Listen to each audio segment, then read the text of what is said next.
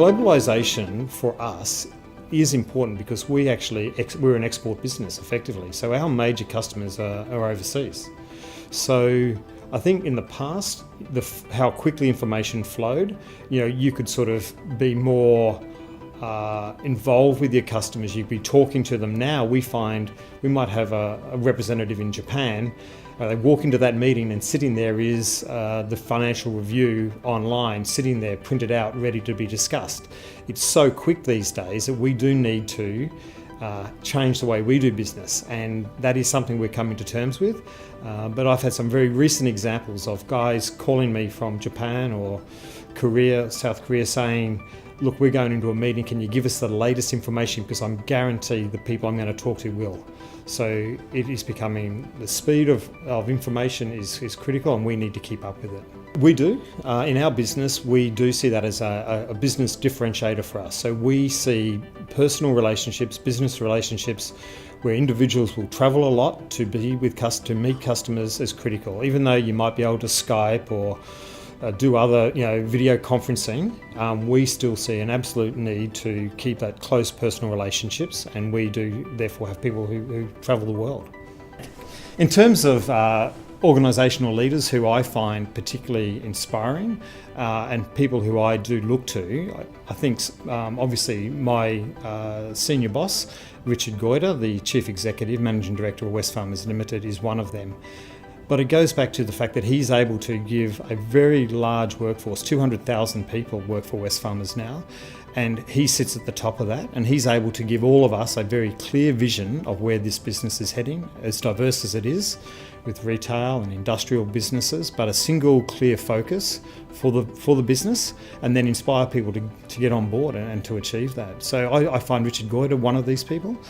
I've had the privilege of serving with the military some time ago, and whilst that was a little while ago now, someone like Peter Cosgrove I found exceptional in his communication skills and leadership. It was another large organisation which he had to lead and communicate with, and a different style of leader to some business leaders that I've come across, but singularly inspiring. But again, it goes back to those core principles, someone who can set the vision, tell us how we're going to get there, and then inspire people to work.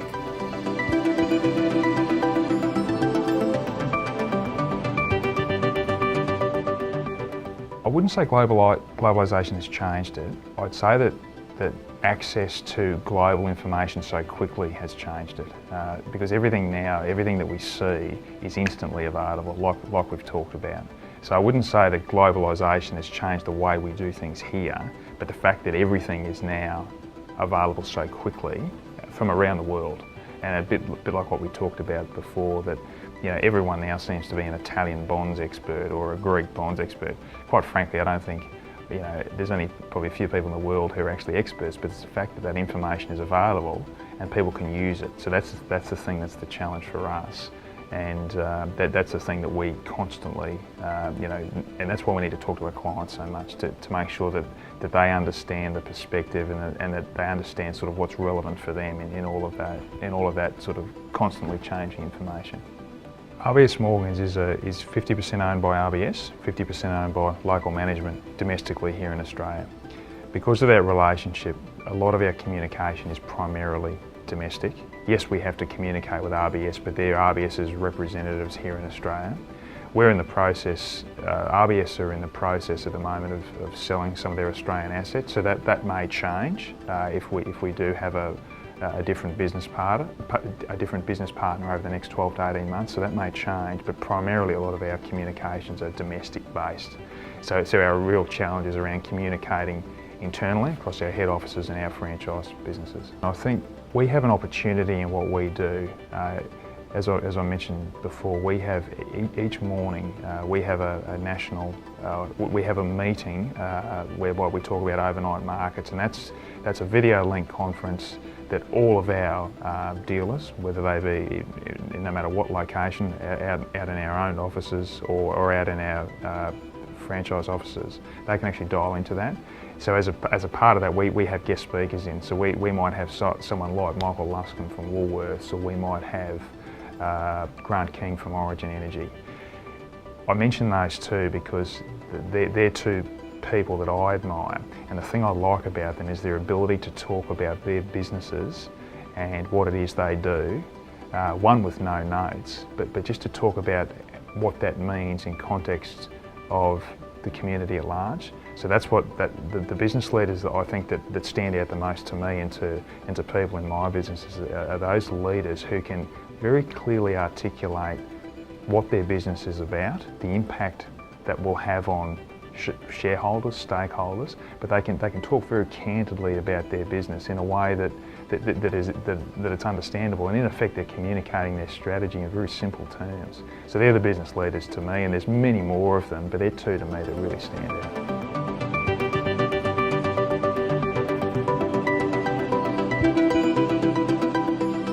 Well, we are a global organisation. We've had offices for more than 20 years around the world, so we are global, and we've got a global brand as well, so that's just normal. Well, technology obviously has changed it a lot, and our offices, the staff of the offices or the key people come over twice a year, so we get to talk to them and they get to stay for a week or a couple of weeks, and that's very important.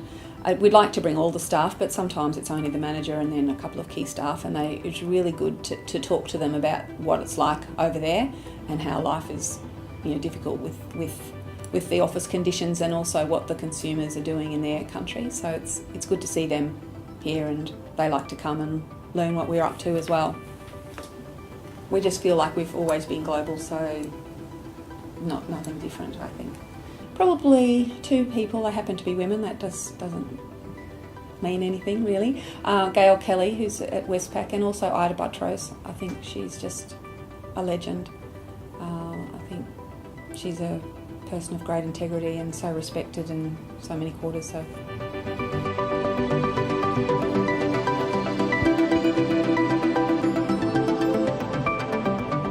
I think globalisation, we're about selling coffee, and about buying coffee.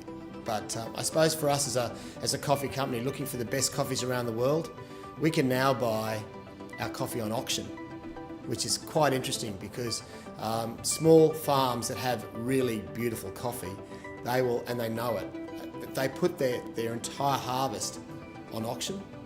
It gets graded by independents, and then it gets auctioned around the world, and we have bought quite a lot of our coffee like that. Now, I couldn't imagine that ability 10, 15 years ago, but today you can do that, and that's pretty cool. And the other thing, I suppose, is when I went on to my CEO sleep out, I was able to get onto my entire world database and just send off one message to everybody I'd ever emailed for the last year, and just asking for money for the cause. And it was tremendous how much money came back, so it was great.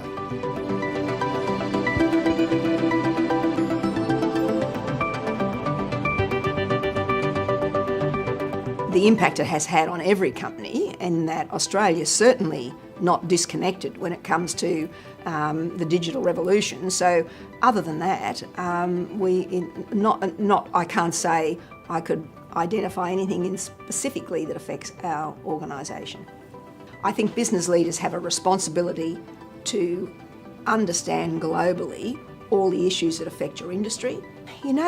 I met a lady called Eva Burrows, who's in her 80s, who went to school here in Brisbane, the State High, was the captain of the school.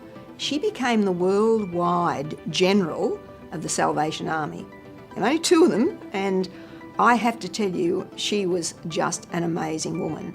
And her story and how she grew that organisation in an organisation where it was very dominated, male-dominated, but also culturally. She was in Sri Lanka, she was in Africa, she crossed all borders. So she's one that I think was outstanding, and I've enjoyed listening to her.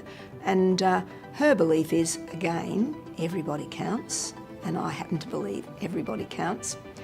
Come back to Australia, I do think Gail Kelly, I think everybody says she's amazing. She tells, in a more modern day version, a similar story, all about organisation. She had her kids when she was organised, and she was still running whatever it was she was doing in South Africa, and basically she almost sings the same song, organisation sets you free to get on and do the rest of your work. and get on and do a lot of things. Organisation also, of course, is part of your work.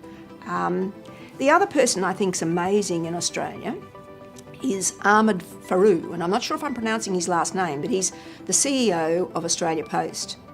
And I met him when he first took on that role, and Australia Post was at its worst because it was just before online shopping had taken off. So what was Australia Post going to do? The letters were, mailing was dropping year by year by some incredible percentages. So he picked up a business and spent 12 months getting it, and I loved his term, future ready. A lot of other people have used it since. So he set up a workforce or a group to take his workforce and make them what he called future ready. Of course, he's had a revolution since then in the shopping revolution with the online, and you see Australia Post trucks everywhere. But he's an amazing gentleman, and anyone looking at studying organisation or business management or leadership ought to hear him speak.